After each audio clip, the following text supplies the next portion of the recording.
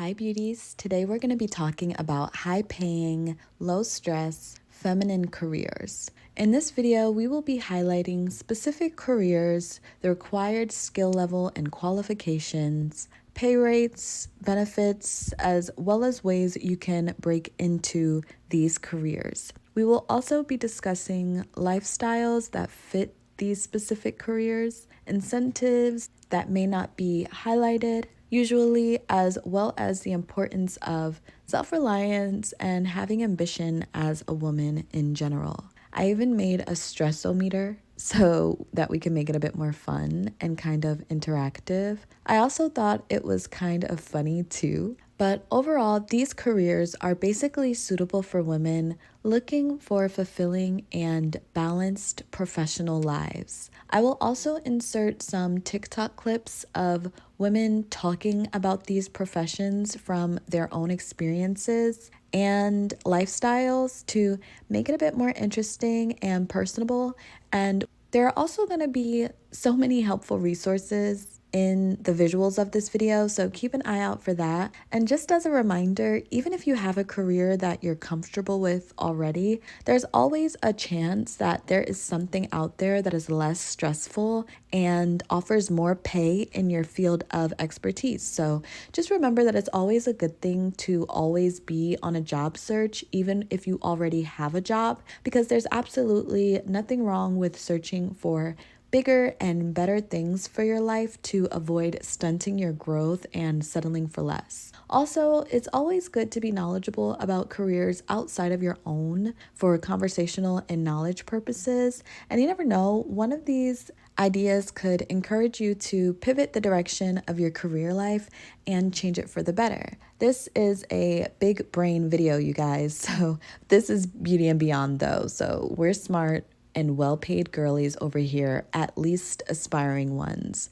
because there's barely any beauty in being a dependent pretty girl with absolutely no control over her own lifestyle or her own destiny, right? Right. If you would like to support this channel so that I can continue making videos like this one, you can join the Beauty and Beyond Patreon. The link is in the description below. There you can get early access to videos like this one, as well as access to videos that are for patrons only. Also, in honor of this video, I will be creating a careers channel on the Discord that you can also join. I would encourage you, especially if you have a good career, or even if you don't, to participate and tell your stories and ask questions, because we actually have over 100 women in the Discord from all over the world, and we can all benefit and learn from this type of conversation. And honestly, the women in the Discord are so smart and knowledgeable about all things beauty, leveling up, and just chasing their aspirations in general. This Discord is a strictly no judgment zone as it pertains to beauty, ambition, and motivation, so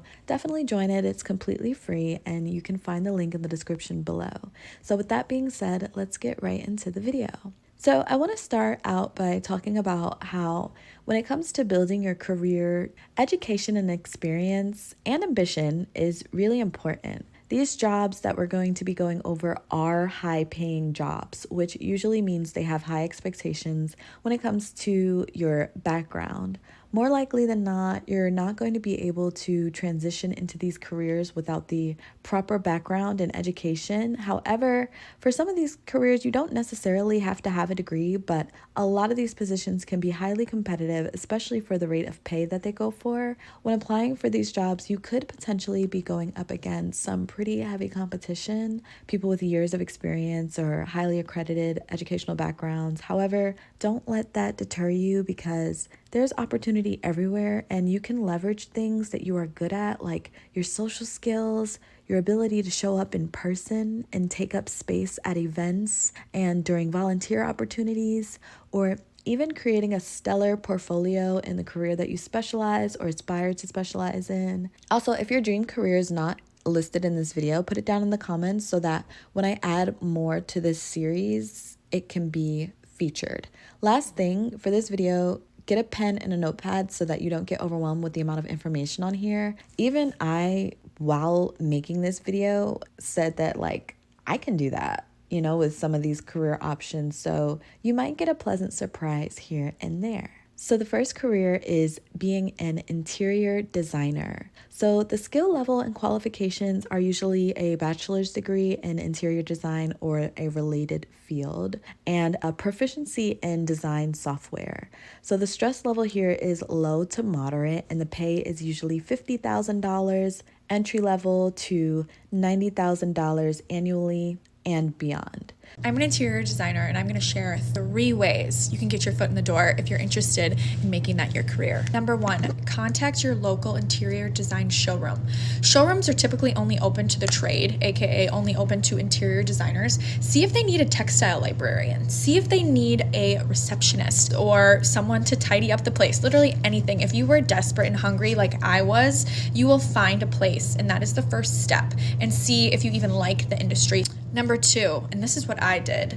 I started reaching out to contractors and vendors that would deal with an interior designer. So say shades installers, drapery workrooms, reupholsterers, painters, electricians. All of these subcontractors work with interior designers on the daily. They will have contacts directly with these teams, and you can just call them and say, hey, do you know of these people? I'm looking to get my foot in the door.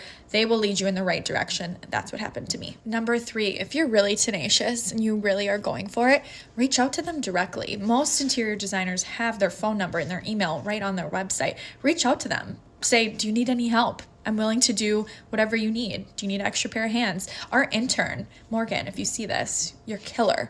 Our intern got her job because she was the only student at this public speaking event that my boss, who's the owner, spoke at. She was the only student, I don't know, out of like 350 kids that emailed him after and said, do you need any help? I would love to give you a hand in your studio. And she's been with us for 3 years now. So the benefits are basically that it's a creative work environment. There's flexible hours, which there are going to be for most of these jobs. That's why they're so kind of like low stress. Opportunities for freelance work, and some ways that you can break in is by building a portfolio, gaining experience through internships or freelance projects, developing strong design skills, and networking within the industry. The second career is going to be UX UI design or UX research. So the skill level and qualifications that you want to have for this career is at least a bachelor's degree in design, human-computer interaction, or any related field. So proficiency in design tools like Sketch, Figma, and Adobe XD, as well as a strong portfolio, can definitely help you land a career in this field. The stress level is moderate. The pay is going to be $75,000 entry level to $120,000 annually. A day in a life as a UI designer in Sydney. I start off by getting ready since I'm meeting up with another designer friend at a cafe. When I get there, the first thing I do is suss out how nice this cafe is and order myself a coffee. I check my to-do list for the day, and then I get stuck into creating components for a Web3 website. Then we ordered some lunch and headed to the gym to do 12-3:30 during my break. After the gym, I head home and worked some more on the train, and then spent the rest of the day finishing up on the website project and logging in my timesheet. The benefits of being in UX UI design or UX research is, again, a creative work environment, flexible hours, remote work options, and high job satisfaction. Some ways to break into the industry are to obtain a relevant degree, preferably a bachelor's, build a portfolio through internships or freelance projects, take online courses, network through industry events, and through social media.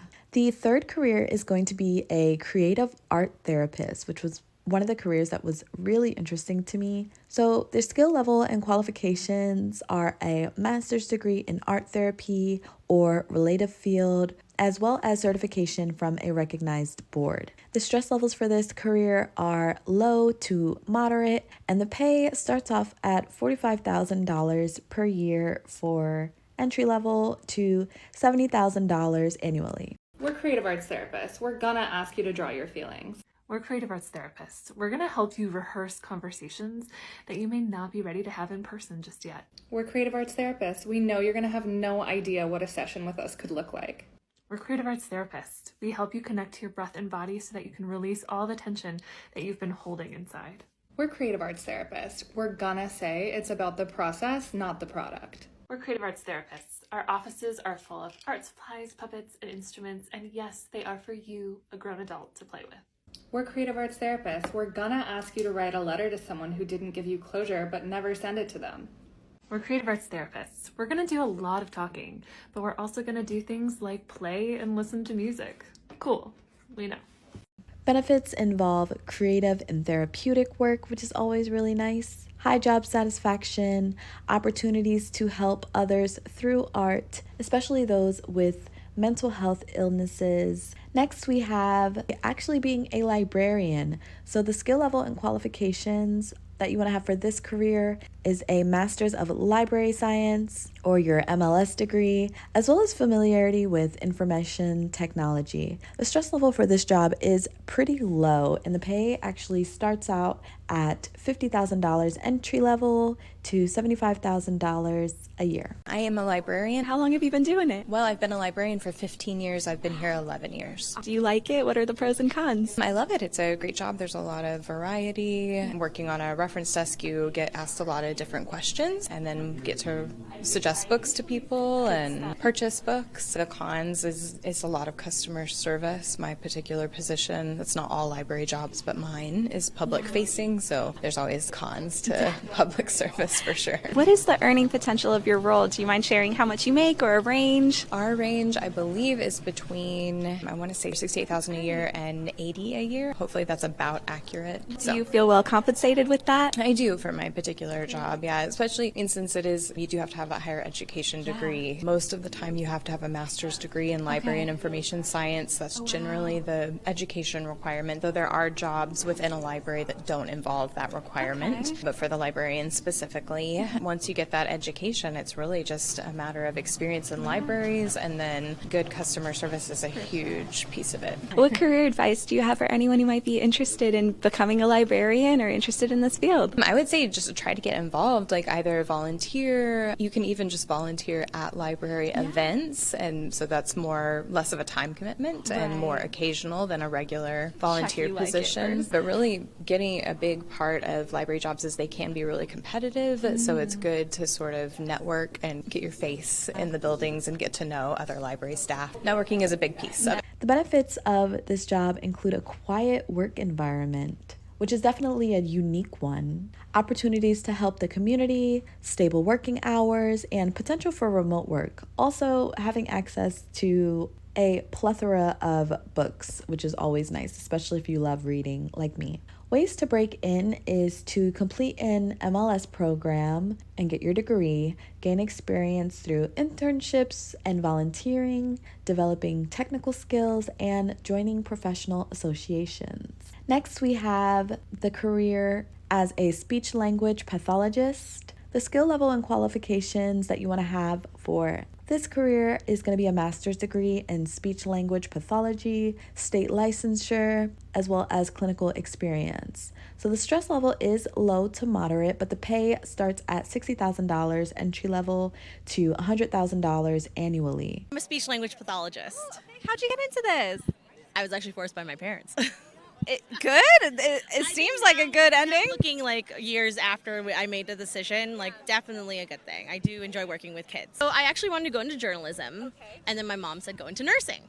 And I was like, no. Totally different. I'm bad at chem, and I don't want anyone to die. So we met in the middle because speech applies a little bit of that health science, and then it applies a lot of language. So How much do you make?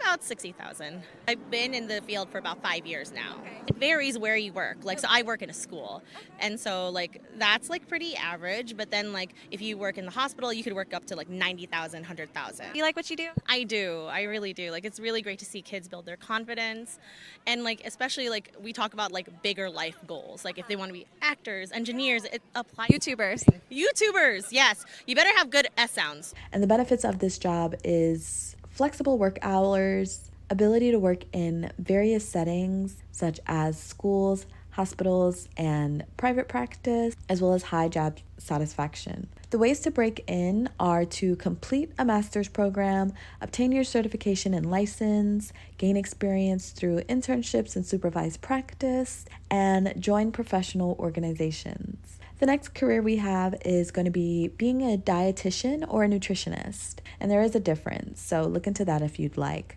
But the skill level and qualifications that you want to have are at least a bachelor's degree in dietetics, nutrition, or a related field. You want your state license as well as some internship experience. The stress levels here are low to moderate, but the pay is going to start out at $50,000 per year entry level to $80,000 annually. Whenever I meet with a client for the first time, they usually tell me that they ate so much more than usual the night before. I think they're scared that everything's gonna get taken away, which is definitely not my style. If you've done a restrictive diet in the past, you may think that you have to eat so extreme in order to lose weight. But in my experience, that only leads to extreme burnout and gaining all the weight back. Sound familiar? As a dietitian who's lost 100 pounds and has kept it off, my main goal is to improve a person's habits one step at a time so they never feel deprived and can get lasting results. Because remember, it's all about progress, not perfection. The benefits include helping others achieve health goals, which can be really rewarding, flexible work settings, and high job satisfaction. Ways to break into this field is by completing a relevant degree program, passing the licensing exam, gaining experience through supervised practice, and networking with healthcare professionals. Next, we have being a technical writer. So the skill level and qualifications for this career is getting your bachelor's degree in English, communications, or any related field, proficiency in writing and editing software, and Google also offers a technical writing course, just as a fun fact, right? Stress levels for this job is going to be low on the stressometers, and the pay is actually going to start out at $60,000 per year entry level to $90,000 per year. I would love to answer this question because I think it's a really great career in the tech industry that doesn't get a lot of limelight. And if you're a person that is creative and good at communication and you like writing and disseminating information and you love tech, but maybe you don't want to code and be a developer, this would be a great career opportunity for you.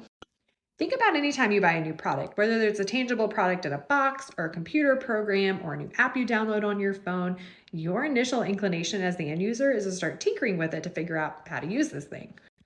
But inevitably, you're probably going to hit some roadblocks and some snags because you're a new adopter to this program, game, app, whatever it be, and you don't know how to use it yet.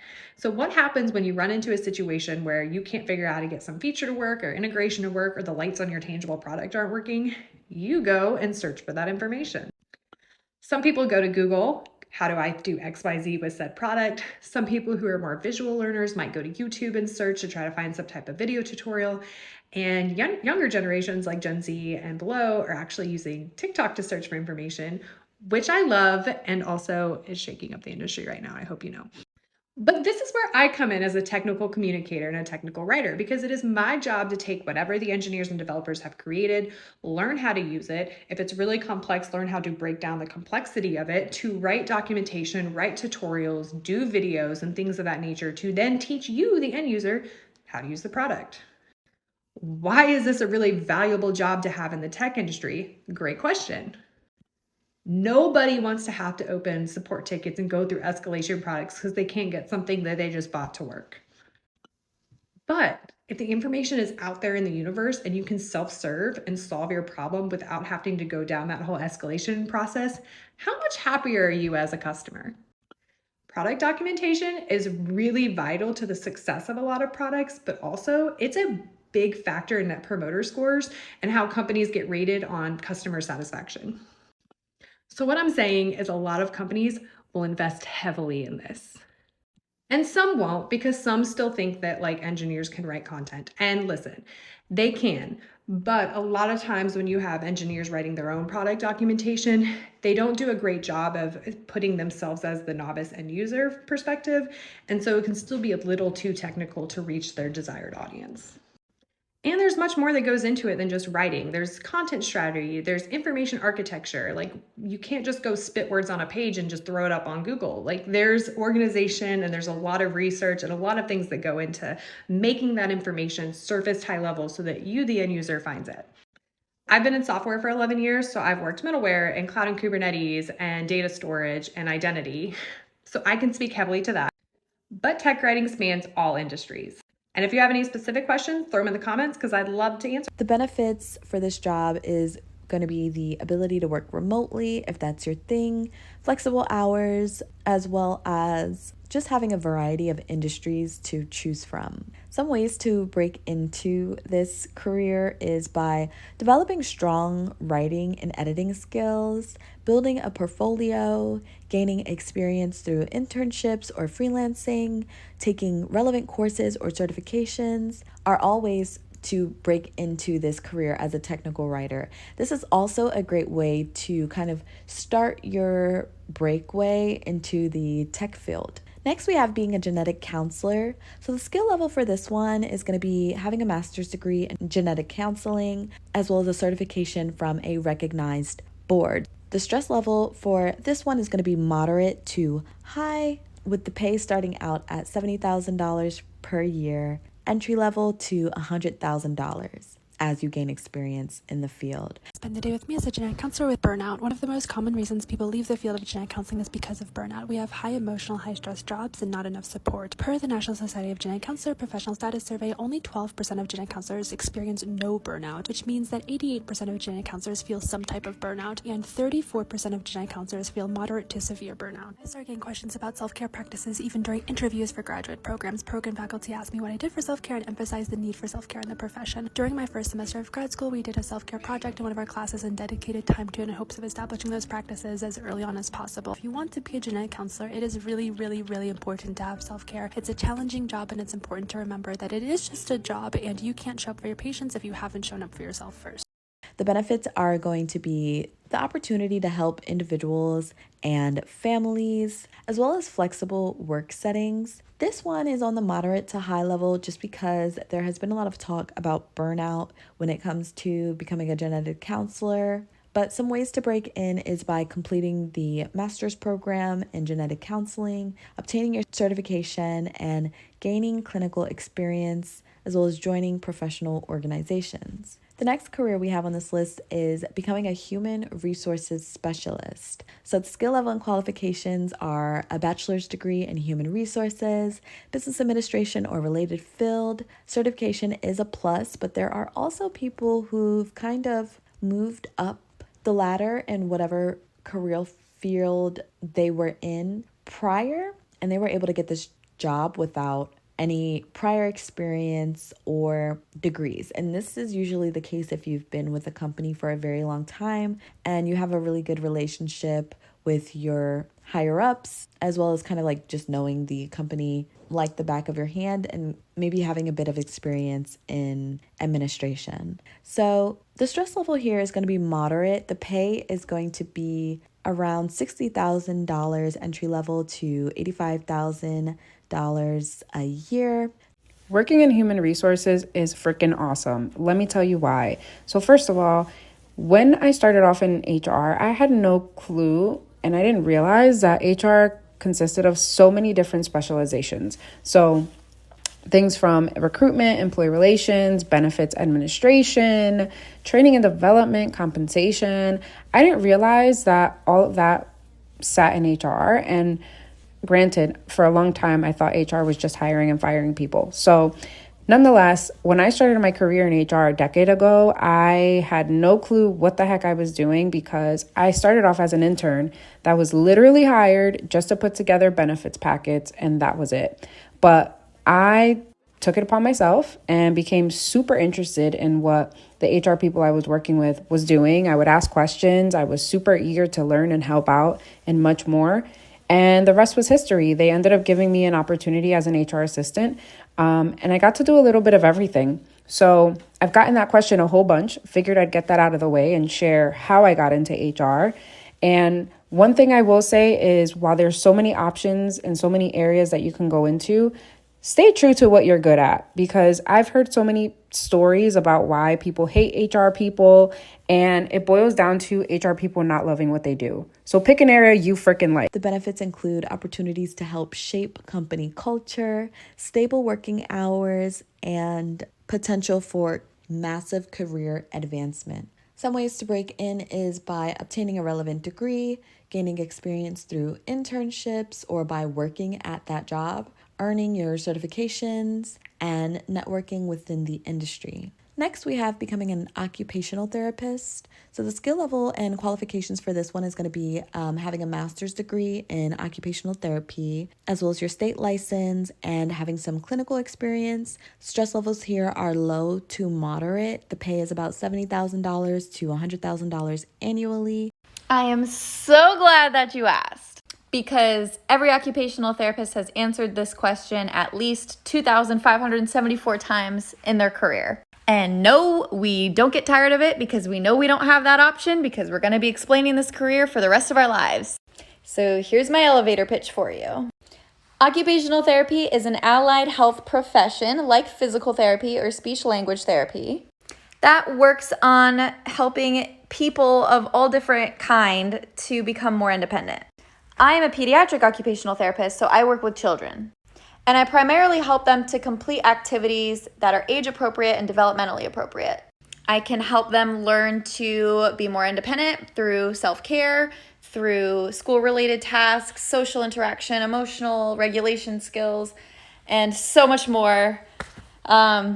We're very creative in this field too. We can just about come up with anything to help the child. And the benefits for this job are going to be flexible work environments, as well as the opportunity to help patients regain independence, which can be really rewarding for yourself. Some ways to break into this career is by completing a relevant degree program, passing your licensing exam, and gaining experience through supervised practice. You can also join professional associations in this career field. Next is going to be becoming a virtual assistant. So the skill level and qualifications is actually high school diploma or equivalent, and proficiency in administrative software, as well as strong organizational skills. Now, it's important to know that the hardest part about being a virtual assistant is getting clients. If you're a social person, this shouldn't be much of a problem. The best way virtual assistants get their clients is through word of mouth. Websites and apps like Fiverr and OfferUp are pretty saturated, and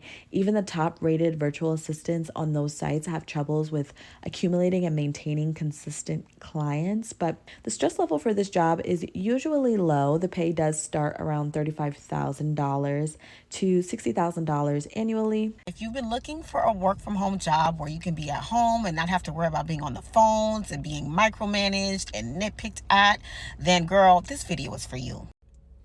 I've been a virtual assistant for 2 years, and as a virtual assistant, I'm able to work wherever I want, not just from home. If I want to work by the beach, I'll go by the beach. If I want to go to the coffee shop, I'll go by the coffee shop. If I want to be in Jamaica, I'll be in Jamaica working.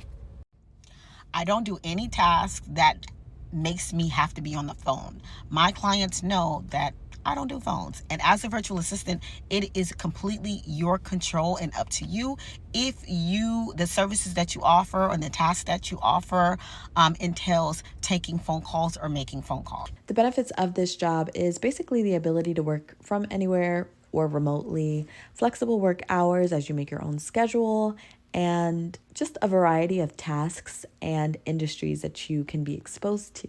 Some ways to break in are developing strong administrative skills, building a solid portfolio, gaining experience through freelance work, and taking relevant courses. Next, and we have 2 more after this one, is going to be becoming a content strategist. So the skill level and qualifications for this job is going to be having a bachelor's degree in marketing, communications, or any other related field, as well as experience with content management systems. So the stress level for this job is moderate, with the pay starting out at $65,000 per year to $100,000 per year. I do content strategy and presidential comms. And how much do you make doing what you do? $78K. You feel fairly compensated? I do, yeah. How long have you been doing it? 2 years with this particular job, but overall 5 to 6 years in content strategy. What's your favorite platform to use? I go between TikTok and Instagram a lot. I think community-wise, TikTok has a really good leverage there to kind of just grow that piece with people who are familiar with different topics and things similar to you. But I do think Instagram has has the capabilities just to kind of build that niche in terms of specific insights that you're looking for. What are some of the pros and cons of your job? I'd say for sure kind of always being on the clock. So just kind of being prepared for that. Definitely having time management skills is definitely helpful. So you're kind of just able to prioritize, predict a lot. You won't have that much stress on yourself. If you could describe your role in one sentence, what would you say? Ever changing. It's flexible. It's never the same day. So I do love that. It keeps you on your toes and you have to be adaptable with the market. What are some pieces of advice you'd share for anyone who wants to work in your industry, or what have you learned? I think the most important thing that I've learned is always seeing what you can take away from the experience or the content that you're building out and seeing how you can improve for next time. Not being too hard on yourself because it's never going to be perfect, but if you have that consistency, you're going to get it. The benefits of this job is being in a creative work environment, opportunities for remote work, as well as having a variety of industries to choose from and work with. Some ways to break in is by building a strong portfolio, gaining experience through internships or freelance work, developing strong writing and editing skills, as well as networking within the industry can be a really big one for this job as well. Similar to being a virtual assistant where you kind of want to get it out there about what you do. Next is a really fun one. It's going to be being a yoga or Pilates instructor. So the skill level and qualifications is to have a great body. Just kidding. But the skill level and qualifications is going to be certification in yoga or Pilates instruction, as well as knowledge of anatomy and fitness principles. Stress level here is definitely going to be low because your job literally reduces stress, but the pay does start out at $30,000 per year. Ouch. And $75,000 per year annually being some of the highest paid yoga or Pilates instructors. If you're thinking of becoming a Pilates instructor, this is how I got certified. What I did first was I called any and every studio around me because I just wanted to see what studios had openings and which ones didn't. And some studios have their own sort of training that's particular to that certain studio. And so I just called different studios and I found a studio that I just personally thought was my favorite. I took one of their classes before and I just really loved the way they structured their workout and stuff. It was a little bit more difficult than your traditional Pilates. It's more Pilates style movements. And so I signed up for their teacher training. They gave me a ton of complimentary classes in order just to practice. I practiced for a couple months and then I had like a weekend where I did some notes and training and stuff. And then I had 2 weeks for my development period. And then I had my audition routine where I honestly did so bad. Like I flunked it, did so bad. I cried after. It was a whole thing. But thankfully, they still saw my potential. They saw how hard I worked. And so they still hired me. And then I just immediately started getting scheduled after that. And now I've been doing it for over 2 months. And I'm at my favorite studio that I've been hoping to work at this whole time. And I get to walk to work every day. I get to just make all these connections with my clients. And I actually work at a job that I love. It seems really intimidating, but I can talk about the tips that really helped me with remembering routines and remembering people's names and remembering exercises. And there's just a lot to remember, but it seems really intimidating, but trust me, it gets so much easier the more you do it. And having a job that you love just like makes the world of a difference. Like I just haven't been this happy in a long time. I get to structure my days how I want. I'm only working 3 days a week right now, which is hardly anything. I'd like to work more, but it's just nice to be able to kind of give myself a breather and just be able to enjoy the sun and just enjoy my life. So if you're thinking of becoming a Pilates instructor, I definitely recommend it. Like, I've never enjoyed a job more. Some benefits include flexible work hours and having a flexible body. Just kidding again. Opportunities to improve others' health and wellness, which can be very rewarding, as well as high job satisfaction. Some ways to break in is by, of course, obtaining your certification, gaining experience through teaching classes, building a client base, and joining professional associations. You can also promote your services online, which is a really good way to get it out there that you're a yoga or Pilates instructor. Lastly, is becoming a social media manager. This is actually what I do right now. The skill level of qualifications for this one is going to be Having a bachelor's degree in marketing, communications, or related field, as well as proficiency in social media platforms and analytics tools. Stress level here is going to be low to moderate, with the pay starting out at $50,000 per year to $80,000 per year annually. It continues to shock me every day that more people don't do what I do as a career, specifically young people who want to be nomadic, work remotely, or just work from themselves in general. In 2020, when I lost my job to COVID, I started a social media management business. This simply means I take care of other businesses' social media for them as a freelancer. Within a month of launching my business, I booked my first client, and then I was on a roll. Within 4 months, I completely booked out my business, and I was able to hire 2 contractors to help me with the client load. I made 6 figures in my first year in business, and I've literally never looked back, and I cannot recommend this career more to anyone with a slight interest in marketing. You don't need a degree, you don't need experience, and you do not need startup capital. Literally everything you need to know is online. Your job role entails posting on Instagram for companies, creating graphics, writing their content, writing their copy for their socials, creating reels, creating TikToks. Everything that's involved in a business's social media page, you can take care of. You can do this on your own time, in your own home, or from wherever you are in the world. All you need is Wi-Fi. If you're interested in learning more about working online or social media management, hit the follow button because I'm going to be sharing some juicy tips. The benefits include ability to work remotely, creative work environment, opportunities for career growth, as well as dabbling in different industries. Some ways to break in are developing strong social media skills or being chronically online like I do, building a portfolio, gaining work experience through internships or freelance work, as well as networking within the industry. So I'm not like making $50,000 a year doing this yet, but I am gaining a lot of experience through doing freelance work. One thing I will say is that the first client I got was someone who I definitely did not expect to kind of just call me out of the blue and, tell me like, hey, I know you know how to do this. I want to revamp my social media. I need this, this, and this. How can we start? And that's literally how I got my first client. I wasn't even out searching for them. So that really goes to show how word of mouth is like one of the best ways that you can promote your services. But